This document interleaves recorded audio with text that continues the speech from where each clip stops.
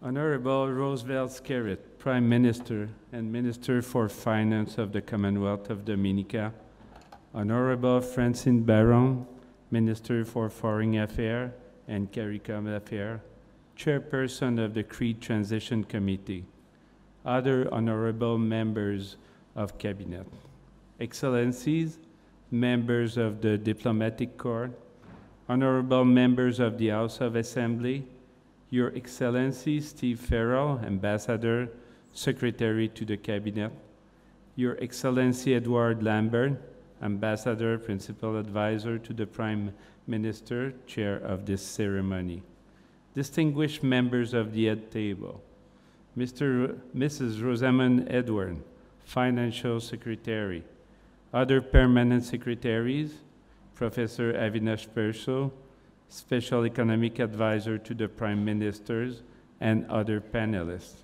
representative of donor agencies, distinguished guests, members of the media, ladies and gentlemen. This is my first visit to Dominica, and I'm honored to be here today to launch the Climate Resilience Executing Agency of Dominica.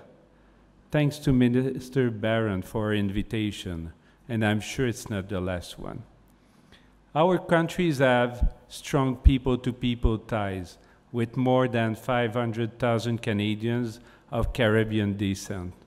We have also strong economic ties and a history of close cooperation on development, climate change, and regional security.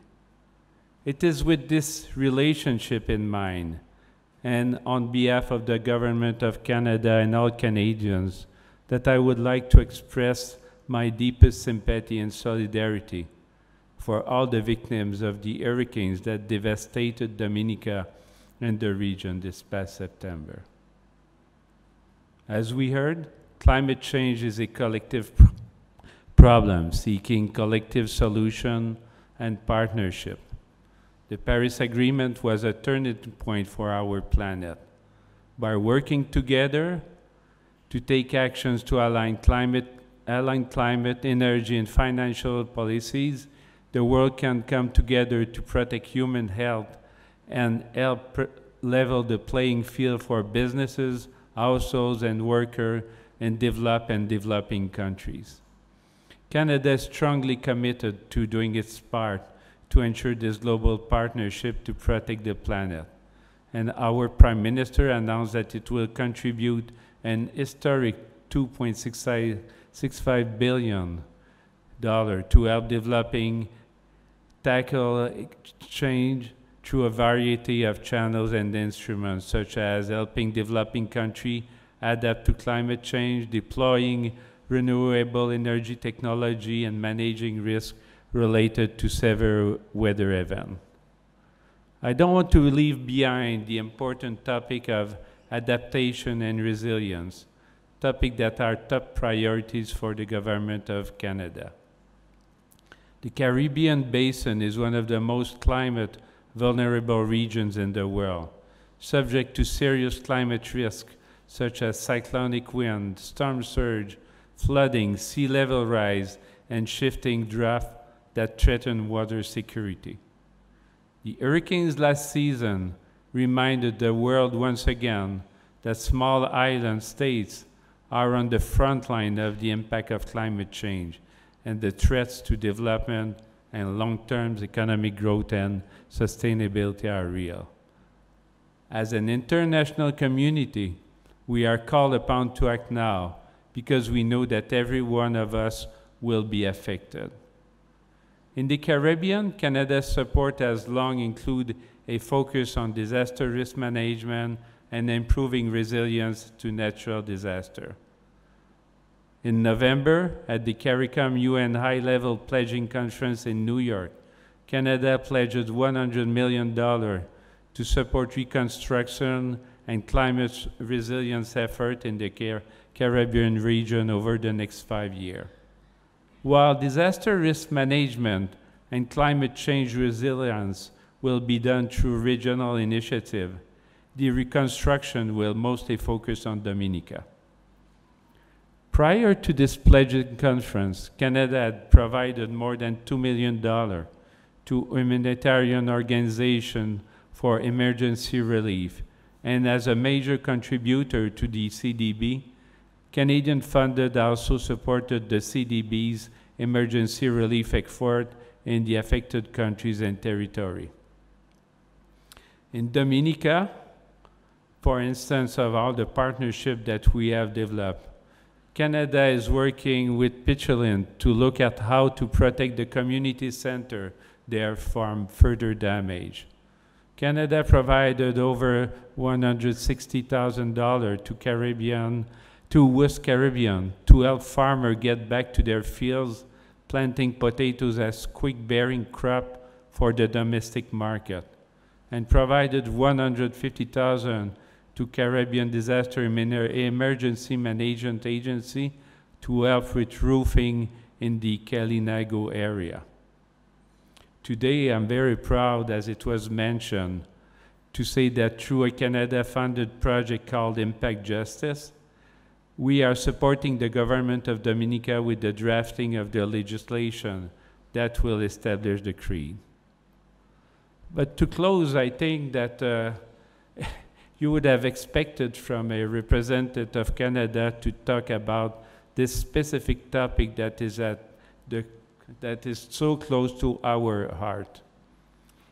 On this 9th of March, one day after the International Women's Day, and it should be like this every day, I want to close on a topic, yes, that is of particularly importance: gender and climate change. Professor Perso indicated a number of issues to be addressed. Inclusiveness, data, climate-smart agriculture, ocean. But I would like to add that gender equality and women empowerment are a preamble to all these issues.